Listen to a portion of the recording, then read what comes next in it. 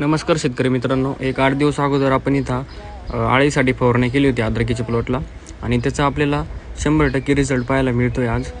आणि 8 दिवसापासून काही वेळ भेटला नाही आपल्याला अद्रकीचं अपडेट देण्यासाठी.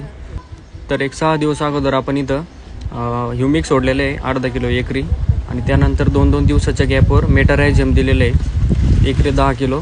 आणि त्यानंतर सांगायचं म्हटलं तर आपण बायोमिक्सचे जीवाणू पण दिलेले आहे इथं. तर हे 8 दिवसाचं आपलं शेड्यूल होतं आणि आज आपल्या प्लॉटला 1.5 महिना कंप्लीट होते जवळपास.